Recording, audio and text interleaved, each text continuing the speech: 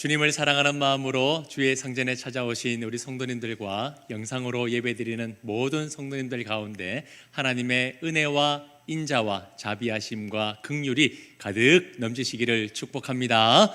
우리 그렇게 기대하는 마음으로 서로 바라보면서 인사 나누겠습니다. 사랑합니다. 축복합니다.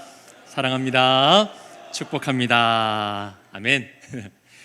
우리 지난 한 주 하나님의 군사요 자부심인 언약 백성으로 잘 살아내셨습니까? 아멘. 힘차게 말씀해 주셨습니다. 이스라엘은 430년 동안 노예였습니다. 짐승과 같은 소유의 계산으로 계수되었습니다. 하지만 하나님께서는 그런 비참한 인생을 살아가는 이스라엘을 더 이상 노예가 아니라 하나님의 언약을 받을 수 있는 축복의 백성으로, 하나님의 나라를 위하여 힘써 싸우는 군사로 계수해 주셨습니다. 존재 자체가 완전히 달라진 겁니다. 누군가는 이스라엘을 향해서 이렇게 말할지 모릅니다. 너희는 노예 아니냐? 너희가 애굽에서 종살이하던 노예잖아. 벽돌 굽고 집 나르고 이름도 없는 그런 존재잖아. 너는 여전히 자격이 없어 라고 손가락질하고 판단할지 모릅니다. 하지만 그건 중요하지 않습니다. 온 우주 만물을 창조하신 만왕의 왕 되신 하나님께서 그들을 백성으로, 군사로 임명해 주셨습니다. 마치 손가락으로 지명하듯 한 사람도 빠짐없이 하나님은 그의 숫자들을 계수해 주셨습니다. 이것이 바로 그들의 존재를 증명하는 겁니다. 그렇기 때문에 사랑하는 성도님들, 지난 세월 내가 어떻게 살아왔다고, 오늘 내 모습은 어떻다라고 겉으로 보여지는 내 모습으로 나를 판단하거나 정의 내리지 마시기 바랍니다. 또한 누군가도 우리를 그렇게 정죄해서도 안 됩니다. 우리도 또한 남에게 그렇게 정죄해서도 안 됩니다. 이 자리에 있는 우리 모두는 나의 자격이 아니라 오직 창조주 하나님께서 그분 안에 있는 긍휼과 사랑으로 우리를 언약 백성과 군사로 계수해 주셨다라는 사실을 기억하시기 바랍니다. 그 은혜의 말씀을 기억하면서 우리 옆에 계신 성도님들과 한 번 더 인사를 나누었으면 좋겠는데요. 우리 화면을 보면서 우리 두 가지 인사를 한 번씩 나누었으면 좋겠습니다. 우리 한번 첫 번째는 당신은 하나님의 언약 백성입니다. 한번 인사하겠습니다. 당신은 하나님의 언약 백성입니다. 자, 한 번 더 인사하실 때 당신은 하나님의 자부심입니다.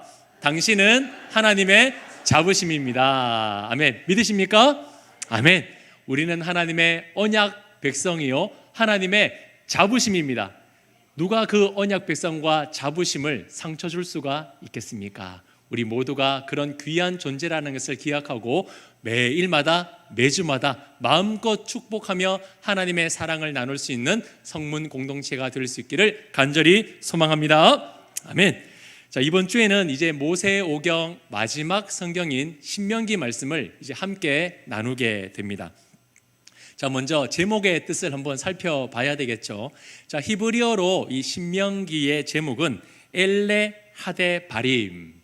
자, 이것들은 말씀이니라 라는 뜻을 가지고 있습니다. 원어의 첫 문장에 있는 두 단어를 이제 그냥 발췌해서 기록을 한 겁니다. 헬라어로는 듀테로노미오이라고 해서 두 번째 율법, 율법의 반복이라는 뜻을 가지고 있습니다. 자, 영어로는 헬라어 제목을 그대로 가지고 와서요, 듀테로노미라고 해서 두 번째 법이라는 뜻을 가지고 있습니다. 자, 그리고 우리 한글 성경으로는 신명기인데요, 저는 우리 한글 번역의 이 제목이 더 은혜가 되더라고요. 자, 한자로 풀이해 본다면 거듭신, 목숨명, 기록할 기를 쓰고 있습니다. 자, 우리 성도님들, 우리 한자로 된 제목을 봤을 때 뭔가 특이한 점이 있지 않습니까? 혹시 찾으셨나요? 뭐가 특이할까요? 다른 언어의 제목은 모두 율법, 법이라는 단어가 들어가 있습니다. 두 번째 법, 두 번째 율법, 반복된 법. 그런데 우리 한글 제목에는 법이라는 단어가 없습니다. 법 대신에 뭐가 있나요? 목숨이라는 단어가 있습니다. 목숨. 하나님의 계명은 지키면 좋고 아니면 그만인 도덕적인 규범 정도가 아니라 하나님이 주시는 계명, 그 말씀은 목숨이다, 생명과 같다라는 뜻을 가지고 있는 겁니다. 동의가 되십니까? 아멘. 그래서 저는 이 한자로 풀어진 이 신명기의 제목이 정말 제 가슴을 두드려 왔습니다. 그래서 거듭되고 선언되는 이 말씀은 머리로만 아는 지식, 외워야 되는 지식이 아니라 우리를 영원한 생명의 길로 인도하는 것임을 믿고 목숨처럼 받들어야 할 하나님의 말씀인 줄 믿습니다. 그렇기 때문에 우리 이번 주 신명기 말씀을 통독하실 때 목숨을 걸 각오가 되셨습니까? 우리 장로님 아멘이라고 외쳐주셨는데 목숨까지 걸어야 되나? 라고 너무 비장한 것 같은데요. 이번 한 주 신명기 말씀을 펼칠 때에 잠자는 영혼이 깨어나고 죽은 심령이 살아나며 육신의 질병과 마음의 병이 회복되고 고침받는 하나님의 기적이 펼쳐질 수 있기를 주님의 이름으로 축복합니다. 축복합니다. 목숨 걸고 생명 읽으면 하나님이 그 생명 지켜주실 겁니다. 아멘. 자, 그래서 이제 오늘 본문 1절을 보시면 이렇게 말씀이 시작되고 있습니다. 이는 모세가 요단 저쪽 숲 맞은편에 아라바 광야 곧 바란과 도벨과 라반과 하세롯과 디사합 사이에서 이스라엘 무리에게 선포한 말씀이니라. 1절에서 5절까지를 보시면 지명이 참 많은데요, 제가 친절한 또 담임 목사 아니겠습니까?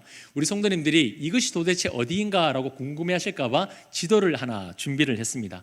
지난주와 똑같은 지도인데요. 자, 먼저 이제 확인해 보겠습니다. 1절에서 아라바 광야라는 것은 여러분 붉은색 표시가 보일 텐데요, 붉은색 표시가 되어 있는 곳으로 모압과 에돔 사이를 아라바 광야 지역이라고 하고 그 위가 바로 모압 땅입니다. 민수기 후반부와 마찬가지로 이제 가나안 땅 거의 들어가기 직전 그 인접한 지역인 모압 평지에서 하나님이 이 두 번째 말씀, 거듭되는 하나님의 말씀을 다시 이스라엘 백성들에게 가르쳐 주고 계시는 겁니다. 자, 그리고 2절을 보시면 호렙산이 나오는데요, 이 호렙산은 시내산과 동일하게 보는다라는 것이 일반적입니다.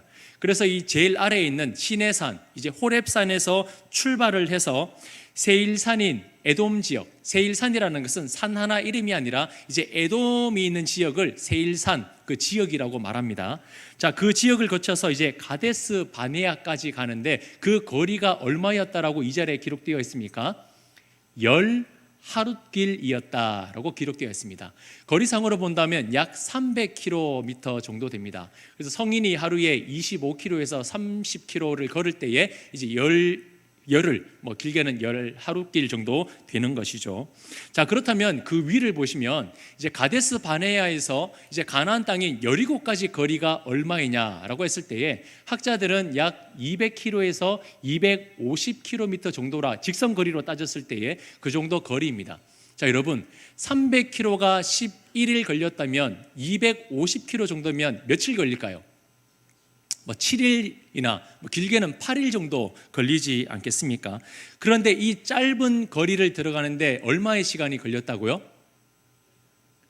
38년이 걸린 겁니다. 시내산에서 가데스 바네아까지 11일 걸렸어요. 그리고 가데스 바네아에서 이제 가나안 땅으로 들어가면 8일이면 되는데 그 사이 지난주 지도 기억나십니까? 방황기 몇 년 동안요? 38년의 광야 방황기가 바로 이 자리에서 빙빙 지금 돌고 있는 겁니다. 자, 그리고 30절에 보시면 이제 40째 달 11째 달 그 달 첫째 날에 모세가 이스라엘 자손들에게 여호와께서 그들을 위하여서 주신 명령을 다 알렸다라고 말하고 있습니다. 40년째라고 말하고 있는데 출애굽을 한 해를 첫째 해라고 계산을 한다면 40년째가 된다는 것은 만 39년 지금 10개월이 된다는 겁니다. 39년 10개월, 이것을 우리는 통상 40년이라고 부르는 겁니다. 자, 5절을 보시면 이제 모세가 요단 저쪽 모압 땅에서 이 율법을 설명하기 시작을 합니다. 40년 끝자락에 이르러서 이제 하나님은 약속의 땅으로 들어가기 바로 직전에 한 번 더 이스라엘 백성들에게 앞에서 주신 말씀을 더 언급해 주고 계시는 겁니다. 자, 참고로 이제 그 위에 보시면 이제 모압 땅 위에 보면 어떤 산이 있냐면 느보산이 있습니다. 이 느보산은 이제 신명기 34장에 모세가 가나안 땅을 바라보며 하나님의 부르심을 받았던 그 마지막 장소가 바로 이 느보산입니다. 그래서 이 신명기의 말씀이 마치게 되는 것이죠. 자, 보십시오. 고센 땅에서부터 시작해서 이 가나안 땅에 들어가기 직전인 여정, 이 40년간의 여정을 보면 깨닫게 되는 세 가지가 있습니다. 무엇이냐면 첫 번째는 이 여정은 하나님의 은혜가 없이는 도저히 불가능한 것이었다라는 겁니다. 아이고 왜 40년이나 걸렸냐, 이게 아니라 이 40년의 여정은 하나님의 도움이 없이는 도저히 불가능한 것이었습니다. 메마른 광야와 수많은 민족들을 지나면서 200만 명이나 되는 한 민족이 그 시간과 그 거리를 지나간다? 도저히 불가능에 가깝습니다. 그래서 가나안 주변의 이방 민족들은 이스라엘 민족들이 홍해를 건너고 가나안 지역까지 들어왔다는 소식을 듣고는 두려워 떨었다라고 기록되어 있습니다. 왜냐하면 그들도 이건 불가능하다는 것을 알았기 때문이죠. 자, 두 번째로 하나님을 불신하는 죄의 결과는 상상 이상의 두려운 것이었다라는 겁니다. 사실 애굽에서 가나안까지는 길어도 한 달이 채 걸리지 않습니다. 열심히 걸어도 한 달이면 이제 가나안 땅으로 들어갈 수가 있어요. 그러나 하나님이 함께 하심에도 불구하고 그 하나님을 믿지 않고 의심하고 원망하고 불평했던 그 결과는 무려 38년 동안이나 광야에서 방황하게 되는 결과를 맞이하게 되었습니다. 그리고 민수기 25장에서는 모압 땅에서 모압 여인들과 음행하면서 바알부올에게 우상 숭배하는 그런 죄를 저지르게 되고요. 또한 아무리 모세라 할지라도 하나님께서 명하여 물을 내라고 하셨으나 그가 분노함으로 반석을 쳐서 물을 내는 바람에 약속의 땅에 들어가지 못하는 결과를 맞이하게 되었습니다.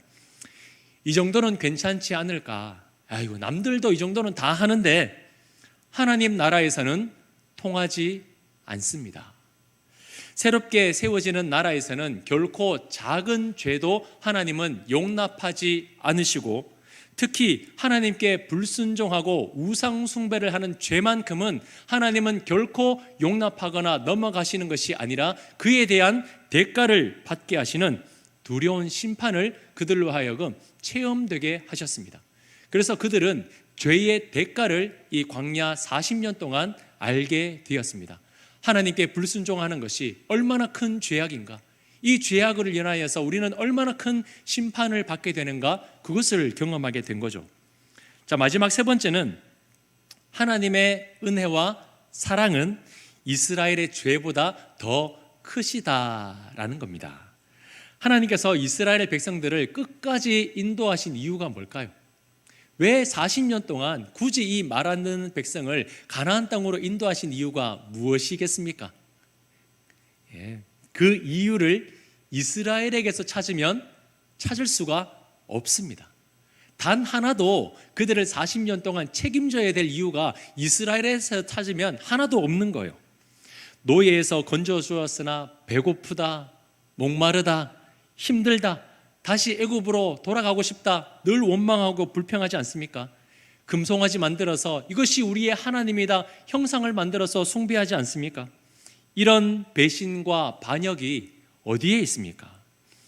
그러나 하나님은 그런 이스라엘 백성들을 포기하지 않으시고 40년 동안 지켜주시고 보호하시고 인도해 주셨습니다. 아무리 이스라엘 백성들이 죄를 짓고 넘어지고 실수하고 반역해도 하나님은 그보다 더 크신 은혜로 그들을 끝까지 지켜주시고 붙들어 주셨습니다. 하나님의 사랑은 이스라엘의 죄보다 더 크십니다. 사랑하는 성도님들, 이 큰 사랑이 오늘도 우리를 붙드시고 인도하시는 줄 믿습니다. 떠나지 아니하시고 우리와 함께 하시며 우리 가운데 거하시는 그 놀라우신 사랑이 있기에 오늘도 우리는 힘써 살아갈 수가 있습니다. 이것이 바로 우리에게 복음이요 소망이 되는 겁니다. 자, 우리는 보통 십계명이나 여러 율법들을 대할 때에 그저 순종해야 하는, 정말 우리를 올가매는 그런 족쇄나 답답한 그런 규칙들이라고 생각할 수가 있는데 그렇지 않습니다. 율법은 우리를 뭔가 억제시키고 제재를 가하는 장치가 아닙니다. 자, 주보에 있는 돋보기 말씀 돋보기 내용을 보시면요, 신명기 제목은 조금 전에 살펴본 대로 듀테로노모스, 즉 두 번째 율법이라는 뜻 그대로 율법에 집중되어 있습니다. 이렇게 해야 된다, 저렇게 하면 안 된다. 율법이 참 많이 있습니다. 하지만 두 번째 율법이라고 해서 전혀 다른 새로운 법을 주시는 게 아닙니다. 첫 번째 주신 그 말씀을 다시 한 번 더 언급해 주시는 거예요. 그 이유는 이제 가나안 땅에 들어가게 될 텐데 그 주신 말씀을 기억하고 그대로 살아냄으로 말미암아 하나님이 약속하신 축복을 받고 영원한 생명을 얻게 하기 위하여 하나님이 거듭 그 율법의 말씀을 다시 가르쳐 주시는 겁니다. 성도님들, 영원한 생명이 뭔가요? 영원한 생명은 구원입니다. 구원은 하나님의 선물이에요. 은혜입니다. 그래서 신명기는 율법과 동시에 무엇을 보여주냐면 하나님의 은혜를 보여줍니다. 이 신명기에 있는 많은 법들이 바로 하나님의 사랑이라는 것을 우리에게 보여주고 계십니다. 그들의 백성을 너무나 사랑하시고 끔찍하게 아끼시는 그 하나님의 풍성하신 은혜와 사랑을 담은 성경이 바로 이 신명기 말씀이에요. 자, 그렇다면 왜 율법이 하나님의 그 무한하신 은혜와 사랑을 담고 있는 것인가? 자, 크게 세 가지 이유가 있는데요. 첫 번째는 율법은 어떻게 믿음 생활을 해야 되는지 삶의 규범을 알려주기 때문에 율법이 은혜가 되는 것입니다. 자, 당시 고대 근동에 있는 나라들도 자신이 믿는 신들이 있었습니다. 이런 신도 있고 바알과 아세라 여러 가지 신들이 있죠. 자신들이 믿는 신들이 있는데, 그런데 문제는 자기가 믿는 신들이 무엇을 원하는지 무엇을 원하지 않는지를 모른다라는 겁니다. 이렇게 해야 신의 축복을 받는지 저렇게 해야 신의 저주를 받는지 모르기 때문에 그들은 늘 불안함으로 그 신들을 믿었습니다. 그래서 늘 평안함이 아니라 두려움과 걱정이 그들 마음 가운데 항상 있었어요. 하지만 하나님은 다릅니다. 이렇게 하면 축복을 받을 것이다, 저렇게 하면 저주를 받을 것이다, 명확하게 그 기준을 그의 백성들에게 말씀해 주셨습니다. 그래서 막연하게 추측하지 않아도 됩니다. 이렇게 하면 좋아하실까? 저렇게 하면 싫어하실까? 막연한 추측이 아니라 하라 하신 것을 하면 되고 하지 말라 하신 것을 하지 않으면 하나님의 마음을 충족시켜 드리는 거예요. 이것만큼 명확한 사랑이 어디에 있겠습니까? 율법은 하나님이 인간이 하나님을 사랑하기 위한 약속이 되는 겁니다. 제가 목회를 하면서 이제 결혼식장을 좀 많이 다녀보는데요.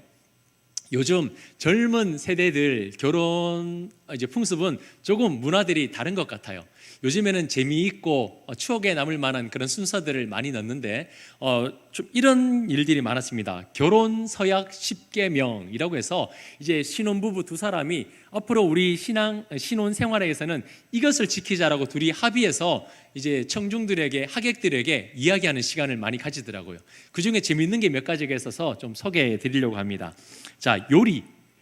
반찬 투정하는 사람은 직접 요리하거나 굽는다. 다시 말해서 군소리 하지 말고 주는 대로 먹자라는 거죠. 자, 애정. 하루에 최소 3번 사랑한다라고 외친다. 경제. 비상금은 10만 원까지만 허용하며 발각시 전액 생활비로 환원한다. 이런 내용도 있어요. 청소. 머리카락은 보이면 즉시 줍고 양말은 절대 뒤집어 벗어놓지 않는다. 비밀. 과거 연애 이야기는 끝까지 무덤까지 가져간다. 이야기할 필요 없다는 거예요. 묻지 말라는 거예요. 자, 마지막 최종 모든 약속을 어길 시 벌금 5,000원을 내고 일주일간 분리수거를 한다. 요즘 MZ세대들의 결혼 문화예요. 여러분, 이런 신혼부부가 이런 서약을 하는 이유가 뭘까요? 괴롭히고 힘들게 하고 막 상대방을 막 힘들게 하려고 이런 서약을 할까요? 아니죠.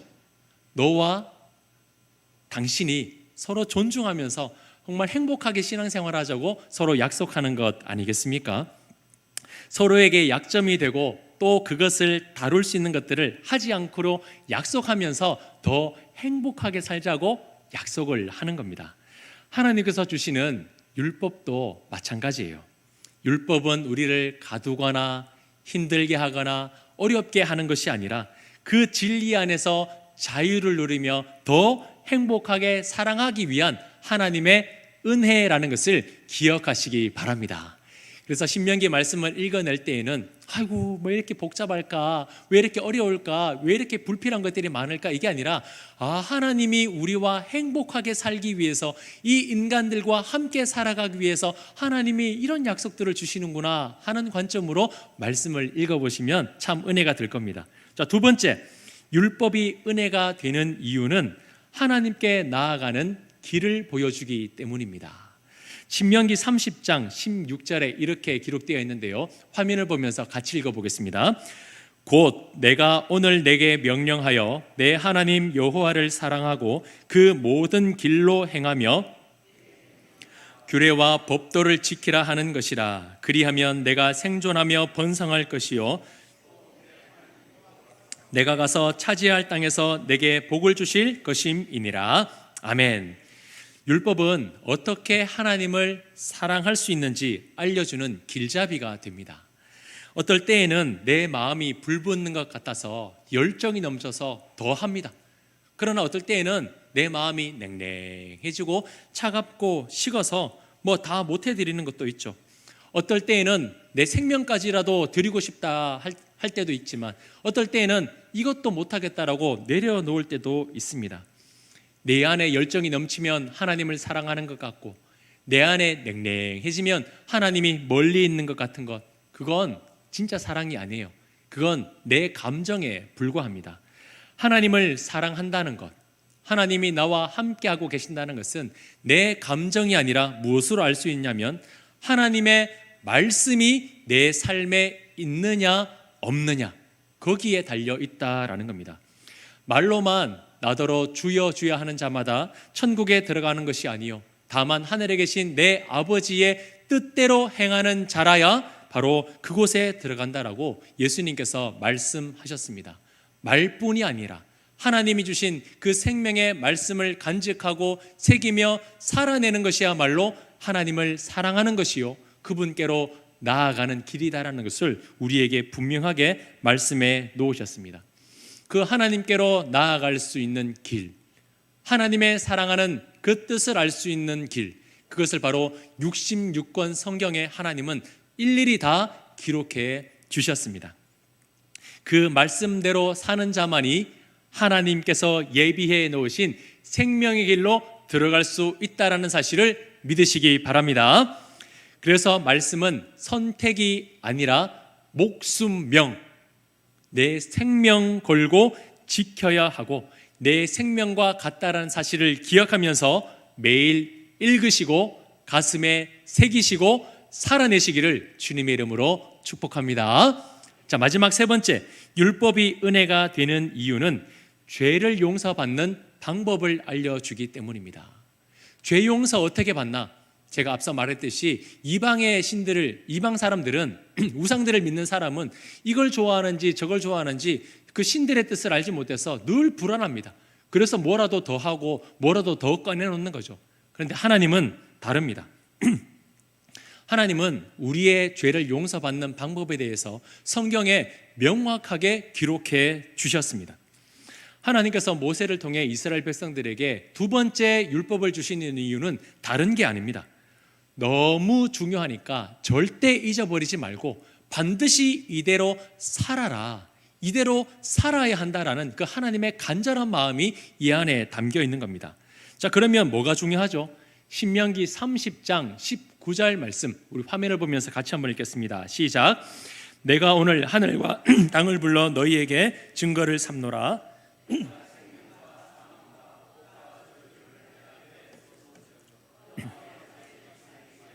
생명을 택하고, 아멘. 내 앞에 두었다라는 것은 선언했다, 너희에게 알려주었다라는 뜻입니다. 신명기에는 수없이 반복되는 말씀이 있습니다. 내가 너희에게 명하였으니, 내가 너희에게 명하였으니 행하면 살고 행하지 않으면 죽는다라는 겁니다. 그대로 하면 살게 될 것이요, 그대로 하지 않으면 죽는다는 것, 이것이 바로 하나님께서 우리에게 또 두 번째로 말씀해 주시는 겁니다. 원래 이스라엘은 사망과 저주받은 존재였습니다. 죽어있던 존재였죠. 그런 그들에게 지난 아픔과 그런 슬픔과 죄를 씻고 영원한 생명과 복을 누릴 수 있는 길이 열린 겁니다. 더 이상 죄의 종로를 타는 것이 아니라 하나님의 언약을 받을 수 있는 축복된 군사가 되는 존재가 될 수 있는 길이 열렸다는 겁니다. 그 길이 무엇이냐? 바로 하나님의 말씀을 믿고 살아가는 것이었습니다. 그 유일한 길이 30장 20절 상반절에 이렇게 말씀하고 있습니다. 내 하나님 여호와를 사랑하고 그의 말씀을 청종하며 또 그를 의지하라. 그는 내 생명이시요 내 장수이시니. 아멘. 하나님께서 주신 말씀을 듣고 순종하고 그 약속의 말씀을 의지하면 죄와 사망으로 저주받는 인생이 아니라 영원한 생명을 얻는 하나님 나라의 언약 백성이 될 수 있다라는 겁니다. 명확한 하나님의 기준입니다. 하나님께서는 가나안 땅을 목전에 둔 지금 그 삶의 규범과 하나님께로 나아갈 수 있는 길과 죄를 용서받을 수 있는 그 유일한 방법을 그의 사랑하는 백성들에게 다시 말씀해 주고 계시는 겁니다. 이제 이 말씀을 들은 이스라엘 백성들이 약속의 땅으로 들어갔을 때에 주신 말씀 기억하고 주신 말씀을 다음 세대에게 계승하며 그대로 살아갈 수 있기를 하나님이 원하신 겁니다. 왜냐하면 하나님이 그곳에서 이스라엘 백성들과 행복하게 살고 싶으셨기 때문입니다. 나 너희와 이렇게 살고 싶어, 너희와 이렇게 아름답게 살고 싶어, 사랑하며 살고 싶어. 하나님께서 그들과 영원토록 살고 싶기 때문에 이 많은 말씀을 주신 거예요. 자, 그런데 성도님들, 이스라엘 백성들의 결과가 어떠한가요? 우리는 잘 알고 있습니다. 그들은 가나안 땅에서 또 실수했고 실패했고 넘어졌습니다. 처참하게 깨지고 말았습니다. 그러면 우리에게 한 가지 질문이 생깁니다. 역시 우리는 안 되는 건가요? 두 번이나 거듭 말씀을 주셨는데 그 실패한 이스라엘처럼 우리도 수없이 말씀을 듣지만 또 실수할 거예요. 또 넘어질 거예요. 또 안 될 거예요. 말씀 들어서 뭐 하나요? 우리는 안 될 게 뻔한데, 이렇게 생각이 드십니까? 아니요. 하나님은 이스라엘의 실패를 아셨습니다. 하나님이 모르실 리 없어요. 그러나 그 실패할 이스라엘이라도 하나님은 끝까지 포기하지 아니하시고 다시 그들을 회복시켜 주시겠다는 더 큰 은혜를 그들에게 약속해 주셨습니다. 또 실패할 것 같다고요? 30장 3절 말씀에 우리 다 같이 한번 한 목소리로 읽겠습니다. 시작. 내 하나님 여호와께서 마음을 돌이키시고 너를 긍휼히 여기사 포로에서 돌아오게 하시되 내 하나님 여호와께서 흩으신 그 모든 백성 중에서 너를 모으시리니. 아멘. 네가 실패하거든 내가 너를 돌아오게 할 거야. 너는 또 넘어질 거야. 그러나 내가 너를 다시 살려줄 거야. 너는 또 실수할 거야. 그러나 내가 너를 다시 모을 거야. 하나님이 다시 회복하게 하실 것이다라고 약속하고 계십니다. 은혜 받았는데 또 죄를 짓게 될 거라고요. 30장 6절 말씀 우리 화면을 보면서 같이 읽겠습니다. 시작. 여호와께서 내 마음과 내 자손의 마음에 할례를 베푸사 너로 마음을 다하며 뜻을 다하여 내 하나님 여호와를 사랑하게 하사 너로 생명을 얻게 하실 것이며. 아멘. 성도님들, 이 약속의 말씀의 주체가 누구입니까? 이스라엘이 그렇게 살아낸다고요? 이스라엘이 실수하지 않게 살아낸다고요? 아닙니다. 내 하나님 여호와께서 내 하나님 여호와께서 이번에는 늘 변하고 실패하는 육체의 할례가 아니라 어디에 할례를 행하신다고요? 마음의 할례를 행하신다라고 말씀하셨습니다. 이전과는 전혀 다른 새로운 방법으로 하나님을 사랑하게 하고 생명을 얻게 할 것이다라고 선포하고 계십니다. 실수하는 이스라엘이 아니라 여호와 하나님이 그렇게 되게 하겠다라고 그들의 백성들에게 선포해 주신 겁니다. 사랑하는 성도님들, 아마도 오늘 왜 이렇게 성경 구절을 많이 띄우나라고 생각하실 수도 있습니다. 그러나 그만큼 하나님은 이스라엘 백성들에게 많은 것을 약속하셨습니다. 이렇게 살면 생명을 얻는다. 이렇게 살면 축복을 받는다. 이렇게 살면 좋아질 거야 라고 하십니다. 그러나 그들은 또 실수할 겁니다. 그래서 하나님은 또 약속하십니다. 너희가 실수하고 넘어진다? 그래, 이제는 내가 할 거야. 내가 사랑하게 하고 내가 회복시켜주고 내가 세울게야. 하나님께서 그들을 너무나 사랑하시기 때문에 그 사랑하는 마음을 말씀으로 담아내기 위해서 많은 말씀들을 그들의 백성들에게 주고 계시는 겁니다. 하나님은 우리가 상상할 수 없는 더 큰 방법으로 우리를 사랑하고 계십니다. 사랑하는 성도님들, 이 약속의 말씀이 오늘 우리에게도 흘러가고 있다는 사실을 믿으시기를 바랍니다. 우리는 또 실수할 겁니다. 또 넘어질 겁니다. 그러나 하나님은 또 우리를 사랑하실 것입니다. 흩어진 우리를 모아주실 것입니다. 무너진 우리를 회복시켜 주실 것입니다. 신명기, 목숨과 같은 그 하나님의 말씀을 가슴속에 새기며 이번 한 주도 그 언약의 말씀을 듣고 새기고 살아내시며 하나님의 약속의 말씀을 받아 누리시는 사랑하는 모든 성도님들이 되시기를 주님의 이름으로 축복합니다. 축복합니다.